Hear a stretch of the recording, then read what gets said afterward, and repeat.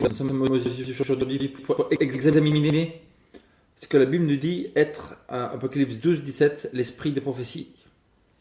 Le témoignage de Jésus. Le témoignage de Jésus, ce serait l'esprit des prophéties. Beaucoup de gens ont une haine satanique contre ces livres.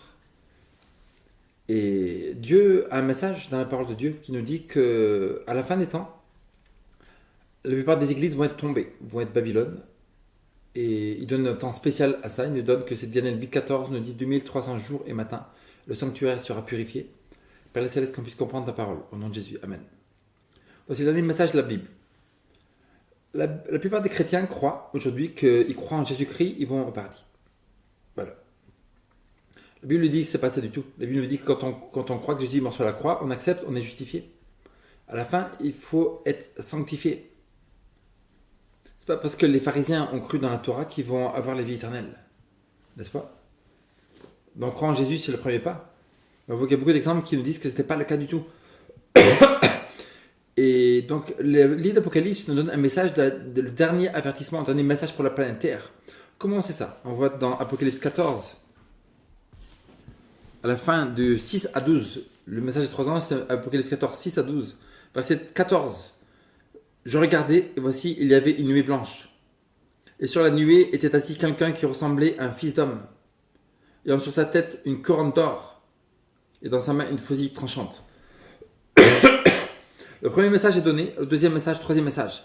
Juste après le troisième message qui était donné à toute la terre, Jésus revient sur la terre, la fin du monde arrive. Donc on voit que ce message-là, c'est le dernier message d'avertissement pour la planète Terre. Comment on sait que c'est pour la planète Terre? On voit dans Ésaïe, Apocalypse 14, verset 6. Et je vis un autre ange, qui volait par au milieu du ciel. Au milieu du ciel, dans toute la terre. Il faisait le tour de la terre avec ce message. Ayant l'évangile éternel. L'évangile éternel, ça veut dire que l'évangile que Jésus est mort sur la croix, c'est l'évangile éternel, c'est le message des 3 anges aussi. Pas seulement que Jésus est mort sur la croix, mais que nous sommes justifiés par la foi en Jésus-Christ. Et que lui fait tout à travers nous, et nous n'avons pas de pouvoir pour nous sanctifier nous-mêmes. Ayant un évangile éternel pour l'annoncer aux habitants de la terre. Donc ça parle, c'est pas un petit peuple, c'est pas un petit village, c'est à toutes les nations, à toutes les tribus, à toutes les langues, à tous les peuples. Donc c'est un très très grand message universel, mondial. En fait, c'est peut-être la première fois depuis l'histoire de la Terre qu'il y a un message si puissant, si grand, qui va englober toute la Terre entière. Parce qu'on voit que le message de Jésus a commencé localement à Jérusalem, Bethléem, Israël, et après, petit à petit, il s'est répandu. Mais ce message-là, il est donné dans différentes parties de la Terre, dans tous les pays du monde, dans toutes les villes du monde. Ce message est donné aux autres personnes pour qu'il y ait un message avertissement que la fin du monde arrive. À la fin de ce message, verset 12, il est dit, c'est ici la persévérance des saints qui gardent les commandements de Dieu et la foi de Jésus. Pourquoi une persévérance? Ça prouve encore que le message de 1944 est la vérité. Parce que Dieu a appelé un baptiste qui ne croyait pas en Dieu, il a dit de lire toute la parole de Dieu, de Genèse Apocalypse. Il a trouvé Daniel 8,14, comme quoi le jugement allait arriver en 1944, Jésus allait passer du lieu saint au lieu très saint du sanctuaire céleste. Ça veut dire que depuis 1944, on vit dans la période du Yom Kippour, dans la période du jour des expiations, dans la période où le peuple devait examiner son cœur, parce qu'il ne savait pas à quel moment Jésus allait revenir sur la terre. Mais ici écrit que c'est la persévérance des saints. Ils ont cru que Jésus allait revenir sur la terre, n'est-ce pas? Il nous est dit dans Apocalypse chapitre 9, comme quoi c'était prophétisé par Dieu. Dieu a voilé les yeux de ces personnes pour les tester. On voit ça dans Apocalypse chapitre 10. Va prendre un petit livre ouvert dans la main, verset 8, de l'ange qui se tient debout sur la mer. Et j'allais vers l'ange et il me dit de me donner le petit livre. Il me dit, prends-le, avale-le. Il sera amer à tes entrailles, mais dans ta bouche il sera doux comme le miel. Je pris le petit livre de la main de l'ange et je l'avalai. Il fut dans ma bouche doux comme du miel. Mais quand je l'ai avalé, mes entrailles furent remplies d'amertume. Puis on me dit, il faut que tu prophétises de nouveau sur beaucoup de peuples, de nations, de langues et de rois. Donc en fait, comment tous ces versets-là s'appliqueraient juste à l'église adventiste? Quelle autre application donner, frères et sœurs? Parce qu'il faut prendre toute la parole de Dieu, la Bible, Apocalypse et Daniel, et savoir quelles sont les applications.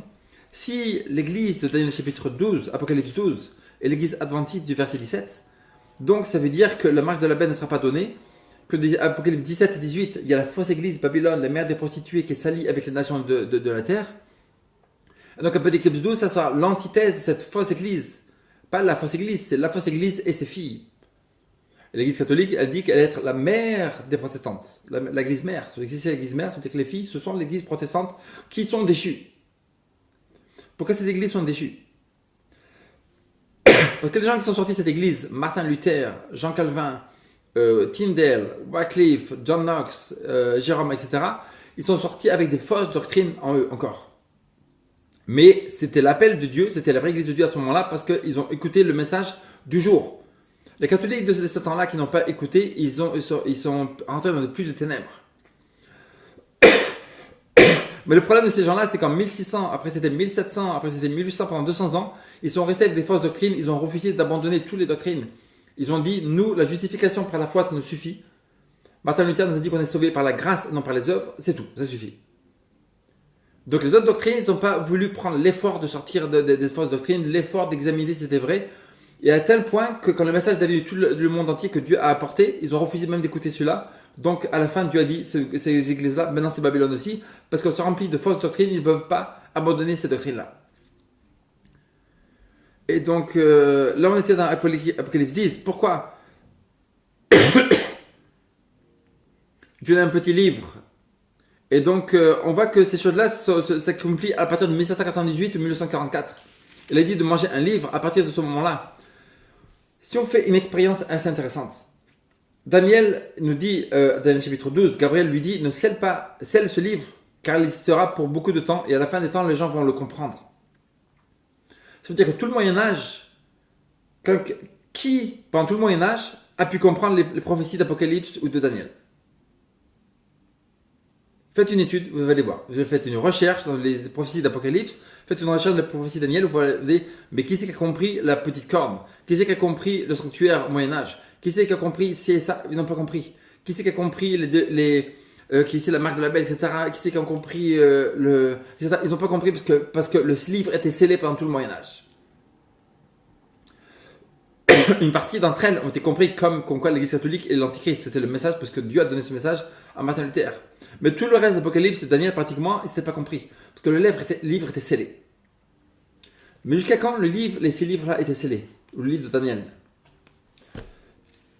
plutôt. Parce que le livre d'Apocalypse n'était pas scellé, parce qu'il était donné plus tard. Les Daniel, chapitre 12. Ça nous dit que ce sera un temps, des temps et la moitié d'un temps. Un temps, des temps et la moitié d'un temps. On voit ça dans Daniel, chapitre 12. Tiens ces paroles, verset 4.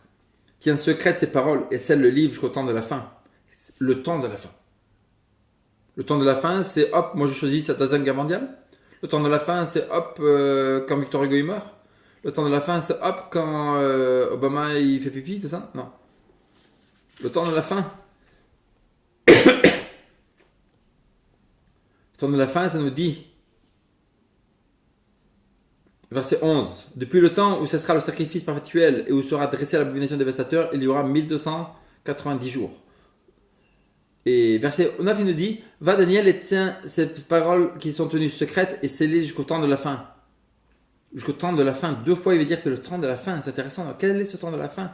Comment savoir à quelle période, à quel moment va commencer ce temps de la fin? Pourquoi c'est si important? Parce que Dieu va donner ce message d'ouvrir la vérité, la compréhension de ce livre de Daniel à un peuple qui arrive au temps de la fin. C'est quoi ce temps de la fin? Pourquoi c'est si important? Parce que Dieu nous dit là, en fait, qui est le peuple de la fin qu'il a choisi lui-même pour dire à tout le reste du monde et à toutes les chrétientés, vous sortez de là-bas. Vous sortez des endroits où vous êtes. Et donc on voit que... Donc je regardais, voici 2 hommes se tenaient debout du fleuve.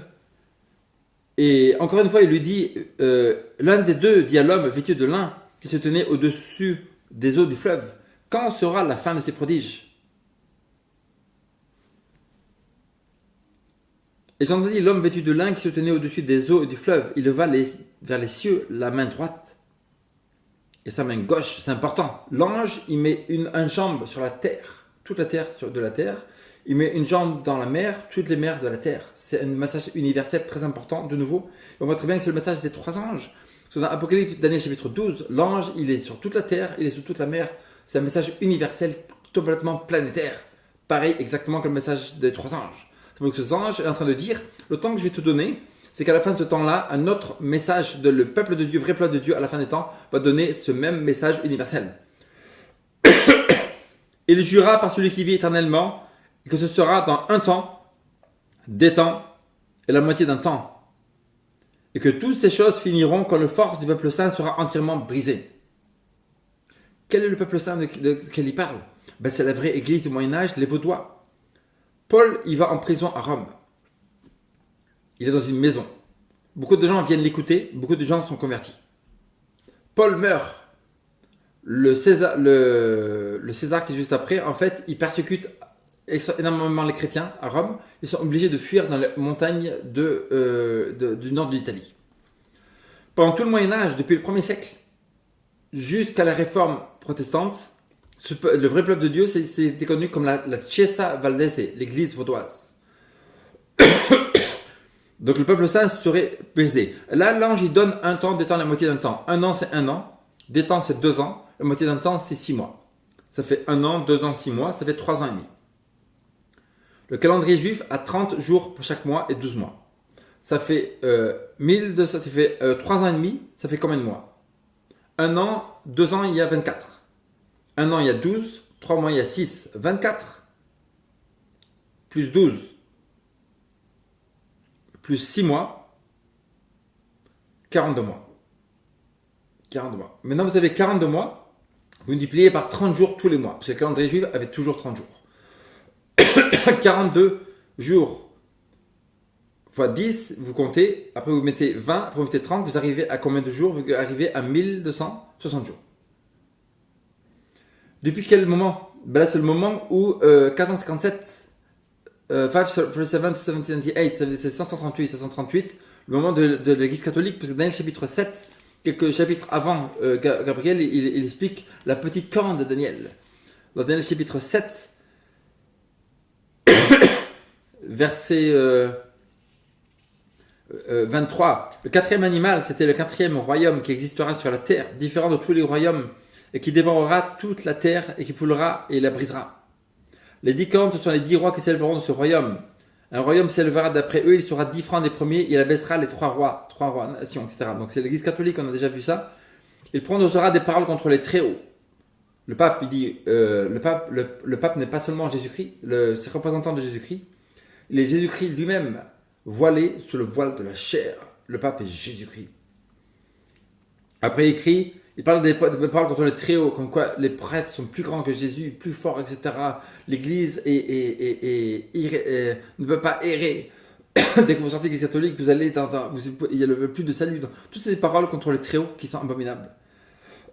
Il opprimera le sein du très haut. C'est un pouvoir qui, pendant tout le Moyen-Âge, a tué.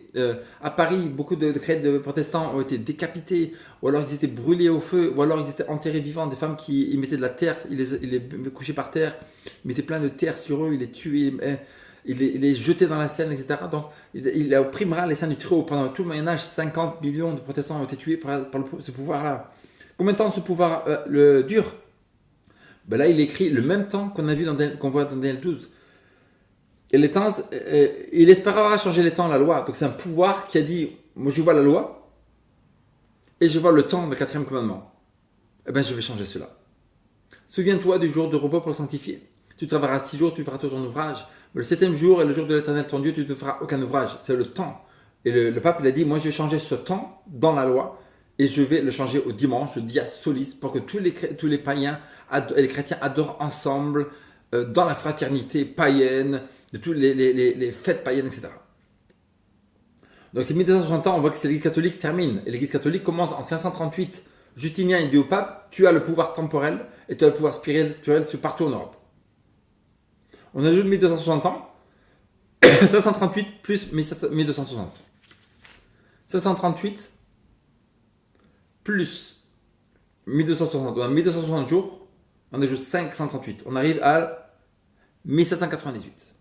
Napoléon, il dit à Berthier, Berthier, tu vas à Rome. Berthier, il rentre à Rome avec une armée, il prend le pape captif, il le ramène en France. Le pape meurt à Valence en France. Donc la mort de l'Église catholique, 1798. 1798.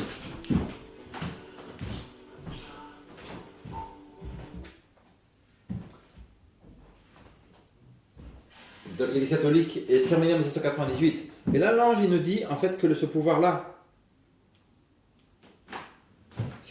il va terminer. Donc, de moment, on sait que l'Église catholique, c'est l'Antichrist de Daniel chapitre 7. Daniel chapitre 7 nous donne 7 signes comme quoi qui est l'Antichrist. Mais Daniel chapitre 12 nous donne aussi le même temps, le 1 temps, des temps, la moitié de temps. Ça, c'est en 38 à 1798. Mais là, par contre, l'ange Gabriel, il dit à Daniel, ce livre-là sera scellé. Ce livre est scellé jusqu'en 1798. Après, il dit, autour de ce temps, les gens vont commencer à étudier la Bible. Et moi, Dieu, je vais donner à un groupe spécial la vérité pour la fin du monde. Parce que l'ange, il dit ici que depuis que ce temps-là sera scellé. On ne pourra pas le voir, on ne pourra pas le comprendre. Tiens secret ces paroles et scelle le livre jusqu'au temps de la fin. Plusieurs alors le liront et la connaissance augmentera. Donc, c'est-à-dire que Dieu donne un message secret pour la fin des temps. Et là, on a dans Apocalypse 12, ce groupe-là, ils ont les commandements de Dieu, ils ont la foi en Jésus. C'est le message de la foi, de la justice par la foi. Ils ont aussi un prophète qui s'appelle Ellen G. White. Parce que dans Apocalypse 12, 19, 10, il est écrit « Car le témoignage de Jésus, c'est l'esprit de prophétie. » Donc, c'est un prophète, et donc, ce n'est pas ajouté à la Bible. Pourquoi ce n'est pas ajouté à la Bible? Parce que si ce n'était pas écrit toutes ces choses-là dans la Bible partout, ça veut dire qu'on ajouterait. Si quelqu'un il va dire « Tiens, je t'amène un nouveau livre, Ellen White », et c'est pas mentionné partout dans la Bible comme je viens de le faire, donc il ajouterait. Mais comme Ellen White est mentionné dans Apocalypse 19, Apocalypse 12, c'est l'église de la fin des temps, Apocalypse 14, le message des 3 anges, Daniel chapitre 12, elle est mentionnée, dans Apocalypse 13, c'est elle qui a donné tout le truc de la marque de la bête, et Apocalypse 14, ça veut dire que le message des 3 anges, Apocalypse 16 et 17, ça veut dire que c'est les gens qui reçoivent, Apocalypse 15 et 16, ça veut dire que c'est les gens qui reçoivent les 7 dernières plaies, parce qu'ils vont pas recevoir la marque de la bête, qui est l'opposé du sceau de Dieu, que Ellen White, le prix de prophétie, a dit que c'était le dimanche, etc. Donc elle partout aussi prophétisée. Apocalypse 7, 17, 18, c'est les deux églises à la fin des temps qui sont en opposition avec l'esprit de prophétie, en opposition avec le message de Dieu à la fin des temps, qui est donné par Ellen G. White. Apocalypse 19, ça veut dire Apocalypse 19, c'était le repas des oiseaux, le repas des oiseaux. Apocalypse 19, c'est-à-dire que toutes les églises du monde aujourd'hui disent il y a un retour invisible, il y a un enlèvement, etc. Et la seule église du monde qui mondialement dit que ce n'est pas vrai qu'il y a un retour visible de Jésus-Christ, c'est l'église adventiste, que Dieu a révélé par Ellen G. White, qui a dit exactement qu'il y a un retour. Le mot adventiste, c'est-à-dire ceux qui croient dans le retour visible, audible de Jésus-Christ, qui vont le voir, etc. Qui a été révélé par Ellen G. White, de Dieu à Ellen G. White, pour donner à tout le peuple pour la fin du monde. Donc c'est-à-dire qu'Ellen White, elle est partout dans le Nouveau Testament, partout. Apocalypse 20, c'est le millénium. Les gens, ils croient qu'il y a un millénium maintenant, qu'il y aura un millénium terrestre, de paix, de tranquillité, etc. Alors que la seule église du monde qui dit qu'il y a un vrai millénium où le Satan va être enchaîné, c'est l'église adventiste du 7e jour. Donc Dieu a révélé à sa messagère Ellen G. White pour donner à son église, pas seulement à son église, mais à tout le monde entier, pour préparer le monde entier à la fin du monde. Donc les gens qui disent qu'Ellen White, elle n'est pas dans la Bible, non, Ellen White, elle est partout dans le Nouveau Testament. C'est-à-dire que quand on prend un livre d'Ellen White, on est en train de lire la Bible, on est en train de voir que la Bible nous parle que ce message-là, c'est le message de la fin des temps. Maintenant, il y a beaucoup de gens qui disent qu'il y a beaucoup de contradictions dans les écrits de Ellen G. White. Ellen G. White. Donc, si vous ne connaissez pas qui c'est, je vous conseille d'aller dans certains sites. Un des sites, il s'appelle textellengwhite.com, je crois, .org. Text Ellen G. White, il est comment? Ellen G. White Writings. Ellen G. White text.egwritings.org. Text.egwritings.org. Là, vous avez tous les livres gratuitement. Vous allez sur Richard Lemay, vous avez les livres gratuitement aussi. Donc, il y a beaucoup de choses dans la Bible qui sont des soi-disant contradictions. Il y a beaucoup de choses. Pourquoi? Parce que Dieu est beaucoup plus compliqué que nous. Et ça veut dire que nous, on lit humainement les choses et Dieu nous demande de lire les choses spirituellement. Si on essaie de comprendre quelque chose dans la Bible, on n'a jamais compris nous-mêmes. C'est-à-dire que c'est une chose qui est comprise dans la Bible, c'est seulement le Saint-Esprit qui nous a révélé ce qu'est la vérité. C'est-à-dire que si on cherche dans la Bible et on trouve des réponses par notre propre force, par notre entendement, par notre intelligence, on arrive à une fausse doctrine. tout ce qu'on a trouvé dans la Bible qui est vrai, ça ne peut être révélé que par le Saint-Esprit. Car les choses spirituelles ne peuvent être comprises que spirituellement. Et c'est quoi qui est spirituel? Dieu est spirituel. La première attaque contre Ellen G. White, qui disent que c'est une fausse prophète, c'est que, numéro un, est-ce que le plan du salut a été commencé après la chute de Adam et Ève ou avant? Donc on a la tragédie des siècles en anglais, page 347. Je lis le verset en anglais. Ellen G. White nous dit, oui, le plan du salut a été commencé avant que Adam et Ève soient tombés. Donc elle nous dit, The kingdom of grace was instituted immediately after the fall of man, when a plan was devised for the redemption of the guilty race. Le royaume de grâce a été institué immédiatement après la chute de l'homme. Quand un plan a été fait pour la rédemption de la race coupable. Et par contre, les gens, parce que ça c'est 50 contradictions que des gens vont dire c'est contradit. Donc il y a le White Estate, il est en train de donner les réponses. Là en fait, on va voir dans 1 Pierre 1, 18 à 20.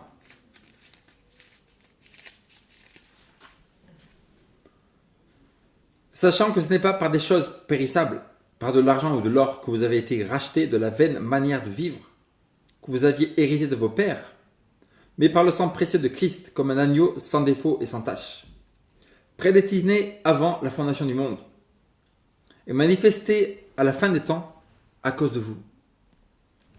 On a Éphésiens chapitre 1 verset 4. Éphésiens chapitre 1 verset 4.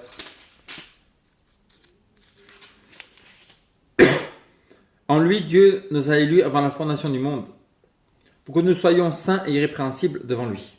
Donc la Bible dit que Dieu a préparé le plan avant la fondation du monde. Dans d'autres endroits, Ellen G. White dit aussi que Dieu a préparé la fondation du monde.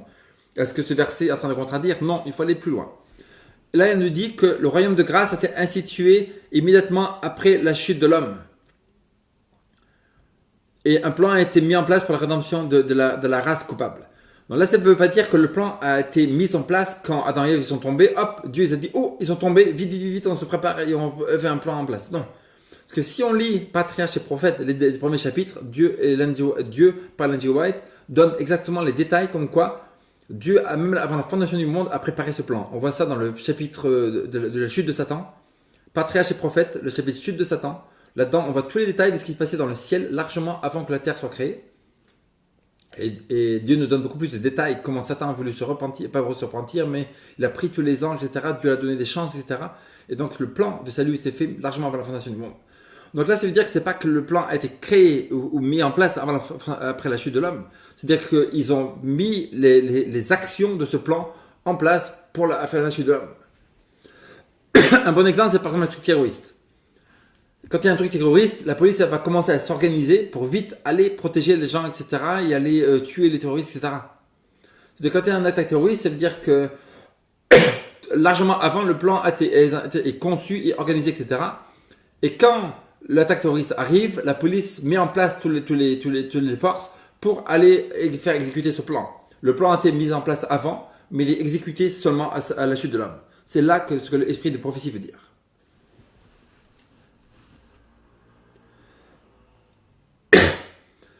La contradiction apparente numéro 2. Est-ce que Adam et Ève, tous les deux, ont été tentés dans le jardin?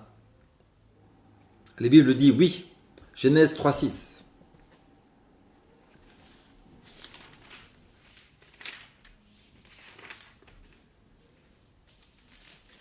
La femme vit que l'arbre était bon à manger et agréable à la vue, et qu'il était précieux pour ouvrir l'intelligence.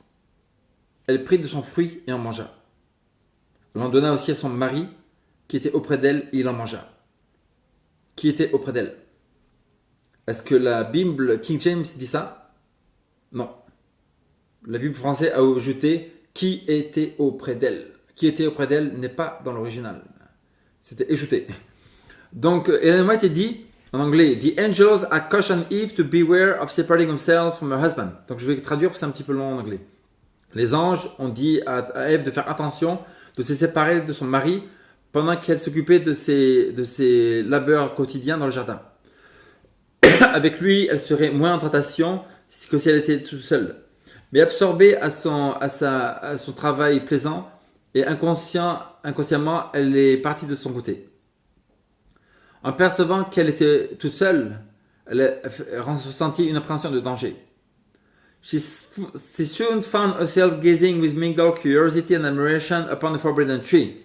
Bientôt, elle s'est sentie avoir beaucoup d'admiration et de curiosité pour l'arbre défendu. Donc là, il est écrit qu'elle est partie du côté de son mari. Et elle était toute seule à l'arbre. Et là, apparemment, la Bible attend de dire, non, elle était avec Adam parce qu'elle lui a donné du fruit à Adam. Donc ici, on a la traduction en littéraire de l'hébreu. Woman saw tree good, meet that pleasant eye. Tree desired wise, took fruit, it gave also husband it. Traduction directe de l'hébreu. Qui veut dire, elle prit aussi et donna mari à manger.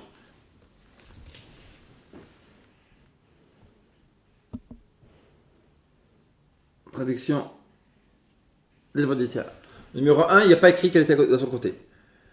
Numéro 2, Genèse 3, verset 1 à 5, on voit que l'ange, est-ce qu'il parle, Satan, à travers le serpent, est-ce qu'il parle à Adam aussi? Non. Le serpent était le plus rusé de tous les animaux des champs que l'Éternel avait fait. Il dit à la femme, Dieu a-t-il réellement dit, vous ne mangerez pas de tout? Il dit à la femme, Dieu a-t-il réellement dit, vous ne mangerez pas de tous les arbres du jardin? La femme répondit au serpent, nous mangerons du fruit. La femme répondit. Donc s'il était avec Adam, pourquoi il y a qu'elle qui parle? Donc on voit qu'il n'y a pas Adam qui parle du tout dans ce 1 à 5. Et donc si Ève était avec Adam, le serpent n'aurait pas dit vous mangerez. Il parle à la femme seulement. Numéro 2, verset 12. Adam ne va pas blâmer le serpent, il va blâmer sa femme. Verset 12. Ça veut dire qu'elle était seule. L'homme répondit, la femme que tu as mise auprès de moi m'a donné de l'arbre et j'en ai mangé.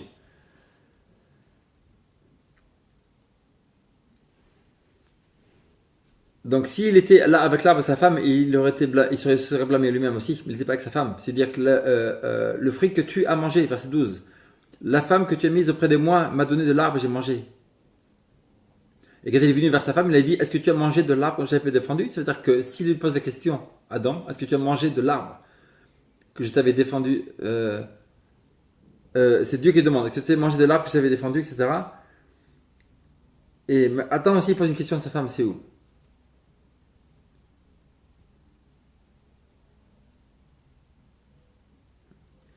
Je sais plus où ça se trouve, mais en fait, Adam, il pose une question à sa femme. Et donc, après, il y a un troisième point qui est intéressant. Verset 13. Elle dit à la femme, pourquoi as-tu fait cela? Donc il dit pas à Adam et Ève, il dit pourquoi tu fais cela à la femme? La femme répondit, le serpent m'a séduite et j'en ai mangé. Ève dit pas, le serpent nous a séduit et nous en avons mangé. Ève dit, le serpent m'a séduit, j'en ai mangé. Et après, Adam arrive et il mange aussi le truc. Donc ça veut dire que c'est pas une contradiction de la Bible du tout. En fait, on a plus de lumière. Cela prouve que Ellen G. White est une prophète, parce que naturellement, on ne peut pas voir ces choses-là. Le but des prophètes, en fait, ils peuvent mettre des lumières nouvelles dans la Bible, bien sûr, parce que les prophètes Moïse, etc., ils donnent des lumières, mais ils expliquent aussi les points d'avant. Par exemple, l'apôtre Paul, souvent, il explique beaucoup de points de Genèse, de Exode, etc. Donc, le but des prophètes aussi, c'est de donner de l'illumination au peuple à tous les points qui sont avant. Ça prouve que Ellen G. White est une vraie prophète, parce que ça, on ne pourrait pas le voir seulement tout seul, comme quoi. Mais en fait, on a de l'illumination, de la lumière nouvelle, comme quoi on voit très bien qu'il y avait Ève qui était là seulement, et qu'après, Adam est arrivé. Soi-disant contradiction numéro 3. Est-ce que Adam s'est fait avoir par Satan? La Bible dit apparemment non, 1 Timothée 2,14.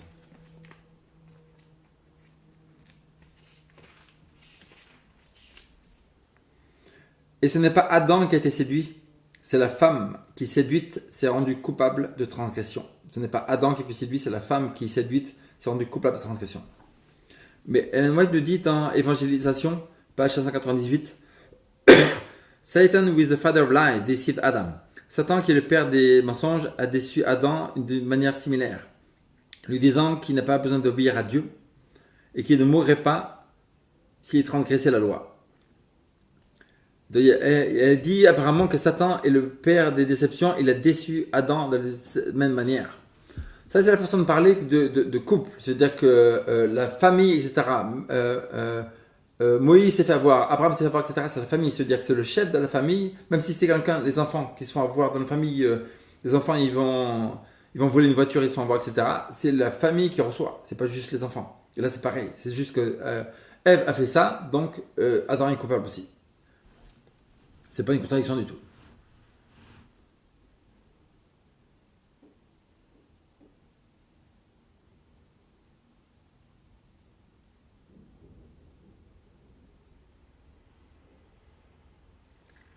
Et Adam aussi a été déçu, s'est fait avoir par Satan d'une certaine manière, sinon il n'aurait pas mangé le fruit. Si Adam s'est resté fidèle, il ne serait pas déçu, donc il leur dit ce fruit-là, je n'en mange pas. Mais en fait, Adam s'est fait avoir par Satan aussi, parce qu'il a mangé aussi du fruit, donc il s'est fait avoir aussi de cette manière. Apparente contradiction numéro 4. Qui a parlé à Caïn? La Bible nous dit c'est le Seigneur, et l'Angélois nous dit c'est un ange. Donc on a dans Genèse 4, 6 et 7. Genèse 4, 6 et 7.